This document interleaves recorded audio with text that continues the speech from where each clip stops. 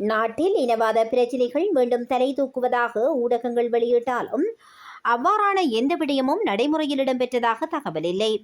அவ்வாறான சம்பவம் உண்மையாக இடம்பெறுமாக இருந்தால் அதனை இல்லாமல் செய்வதற்கு பாராளுமன்றம் நடவடிக்கை எடுக்கும் என சபாநாயகர் அசோக ட்ரன்பெல தெரிவித்தார்.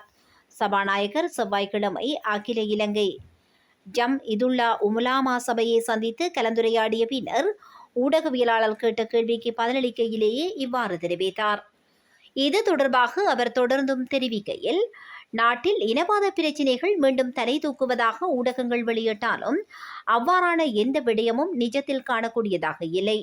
உண்மையாக அவ்வாறான சம்பவம் இடம்பெறுமாக இருந்தால் பாராளுமன்றத்தில் அது தொடர்பில் கலந்துரையாடி அதனை இல்லாமல் செய்வதற்கு நடவடிக்கை எடுப்போம். அதேபோன்று வடக்கில் மாவீரர் தினம் அனுஷ்டிக்கப்படுவது தொடர்பில் எந்த கருத்தாடலும் நாட்டுக்குள் இருப்பதாக தெரியவில்லை. சாதாரணமாக இடம்பெறும் நிகழ்வாகவே இடம்பெறுவதாக எமக்கு தகவல் கிடைத்திருக்கிறது. கடந்த காலங்களில் மேற்கொண்டது போன்று மீண்டும் செயல்படுவார்கள் என நாங்கள் நினைக்கவில்லை. வடக்கு மக்கள் தொடர்பில் எங்களுக்கு உண்மையான நம்பிக்கை இருக்கிறது. அவர்களின் எதிர்பார்ப்பாக இருப்பது தங்களின் பிள்ளைகளின் எதிர்காலத்திற்காக இந்த நாட்டை மீள கட்டியெழுப்புவது ஆகும்.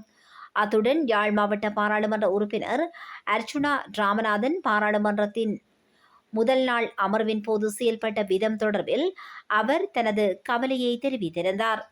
அவர் ஒரு புதிய உறுப்பினர் என்ற வகையில் தவறுதலாகவே எதிர்க்கட்சி தலைவரின் ஆசனத்தில் அமர்ந்ததாகவும் வேண்டுமென்று அவ்வாறு செயல்படவில்லை எனவும் அவர் தெரிவித்துள்ளார். அதே நேரம் இந்த சம்பவம் தொடர்பில் எதிர்க்கட்சி தலைவரும் மிகவும் முன்மாதிரியாக நடந்து கொண்டு அவரின் பெருந்தன்மையை வெளிப்படுத்தியிருந்தார். இதனையே நாங்கள் பாராளுமன்றத்தில் எதிர்பார்க்கின்றோம். அதனால் இந்த சிறிய விடயத்தை பெரிதாக்கி இதனை நாட்டின் பிரதான பிரச்சினையாக்க நாங்கள் முற்படக்கூடாது. அர்ச்சுனா எம்பி தன்னால் ஏற்பட்ட தவறை உணர்ந்து அதற்காக பகிரங்கமாக தனது கவலையை வெளிப்படுத்தியதை இட்டு நாங்கள் மகிழ்ச்சி அடைகின்றோம் என்றும் அவர் தெரிவித்துள்ளார்.